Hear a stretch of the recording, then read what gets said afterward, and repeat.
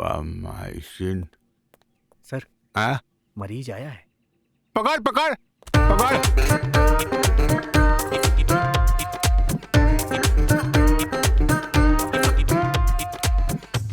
अरे डॉक्टर साहब अभी तो आधा चढ़ल बा।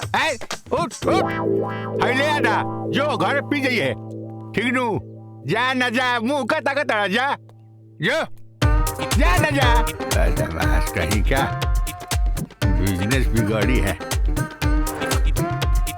हाँ भेज भेज। अरे डॉक्टर साहब। अरे डॉक्टर साहब का भइल हमारे पेट में बहुत दर्द हो रहा है। अरे राम राम। तनी चेक करके बताई ना का भइल बा। तू चिंता मत कर हनु।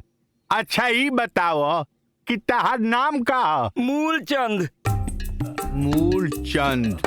अच्छा बाबूजी के नाम? मानिक चंद। मानिक चंद। हाँ। मानिक चंद। माई के नाम? तुलसी। तुलसी। हाँ। पत्नी के नाम? रजनीगंधा। रजनीगंधा। हाँ। बाल बच्चा बारे सा? 2 लड़का बड़े। का नाम है? पान कुमार पराग कुमार। अच्छा पान पराग। आज तोरा भूत करे। अब बेटी भी है कि ना? हाँ। का नाम रे? चुटकी। चुटकी। हाँ। अब भाई? भाई विमल। विमल। हाँ। हे भगवान हे कहाँ काम करेला? गोवा में। गोवा? हाँ। हाँ तोरा भूत के हे भगवान। देखा तहार रोग एकदम शिखर पर चढ़ गई बा बुझला। बाकी चिंता मत कर ठीक हो जाइबा। हम जौन कहत तानी खाली करी हा ठीक नु। 1 पाव सुरती, 1 पाव सुपारी, 1 पाव कत्था आ 1 पौआ चूना।